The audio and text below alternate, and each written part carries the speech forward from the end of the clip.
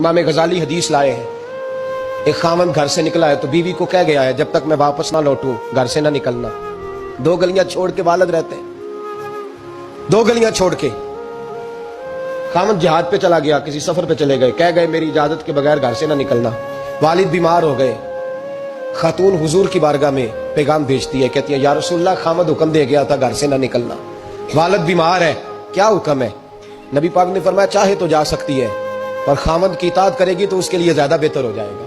2-4 دن کے بعد پھر پیغام بھیجتی ہے، کہتی ہے محبوبہ باپ شدید بیمار ہے، حکم کیا ہے؟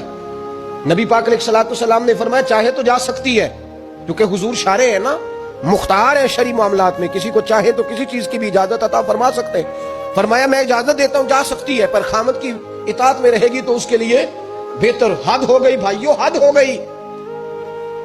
عرض کرتی ہے حضور باپ انتقال کر گیا ہے، باپ انتقال کر گیا، بیٹی ہوں کیا کروں، رہ نہیں سکتی۔ حضور نے فرمایا میں اجازت دیتا ہوں چلی جائے، پر خاوند کی فرما برداری کرے گی تو بہتر ہو جائے گا۔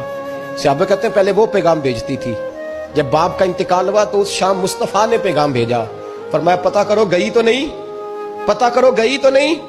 صحابی نے واپس آ کے عرض کی حضور کوئی نہیں گئی۔ فرمایا جاؤ اسے جا کے میری طرف سے خوشخبری دے دو کہ تو نے اپنے خاوند کی فرما برداری کی ہے، رب کریم نے تجھے بھی بخش دیا ہے، تیرے باپ کی بھی بخشش فرما دی، تیرے اس عمل نے تیرے باپ کی بخشش کا سبب بنا دیا ہے۔